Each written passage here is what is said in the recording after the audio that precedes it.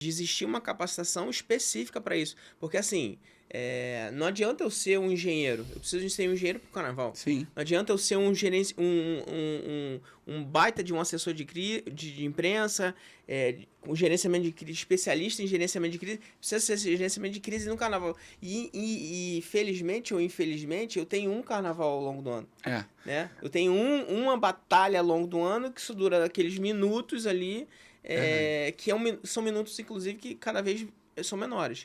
O tempo, cada vez está diminuindo mais. Sim, desde 2020, agora 2022, né? O segundo ano que o tempo vai ser 70 minutos de desfile. Pô, o cara é romântico. Caramba, pô, nos anos 90, nos anos 70, nos anos 60, nem tempo tinha. Tinha escola que terminava o desfile 2 horas da tarde. Aí existe a pergunta, será que hoje o espetáculo televisivo que para ser vendável, ele cabe aquilo? Pô, eu respondo que eu acho que não. Você hoje tem um espetáculo televisivo. Qual é o espetáculo televisivo que suporta mais de 1 hora, mais de 70 minutos de apresentação daquela agremiação ou daquele bloco? Acho que, pô, é muito difícil. Então, o carnaval, ao longo dos anos, aí entra no profissionalismo. Sim. E no olhar macro de negócio da coisa, foi se adaptando à realidade. Então, não adianta hoje você falar, pô, mas como eu gostava de terminar o desfile meio-dia. Cara, não gostava não, cara. Era uma época romântica. Vai hoje lá ficar até meio-dia na arquibancada, com as exigências que o público hoje tem de entrega. As pessoas Sim. não vão ficar, sabe? Vai ficar lá o nicho da bolha, lá meia dúzia. Mas o grosso modo não vai. Hoje você ainda tem algumas escolas que quando termina o desfile muito tarde, a arquibancada está vazia. Então, o carnaval teve que entender isso, teve que olhar. E aí entra na questão do tempo, do diminuir o tempo do desfile da escola. Então, o desfile ficou muito mais dinâmico pela exigência comercial e de adaptação.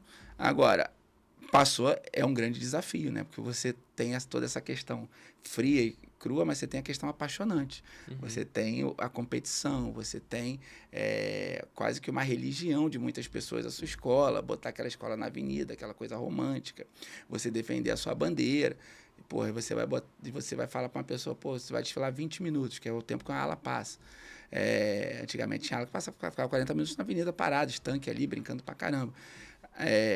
Então, é toda uma adaptação que precisa ser feita, e é feita, assim, já foi muito feita de uma maneira tranquila, e acredito que tem que ser mais ainda. Falou de profissional aí.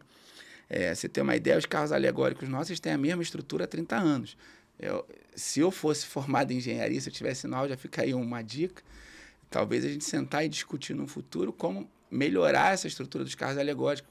Será que precisa ser só ferro e solda? Será que estrutura modulares dentro de um carro alegórico? Mas precisa ter um engenheiro, precisa ter alguém que debruce sobre isso, que reduz o custo das escolas, reduz a tempo, que o ativo não só no desfile, mas na preparação de um carnaval. O tempo também é um fator primordial.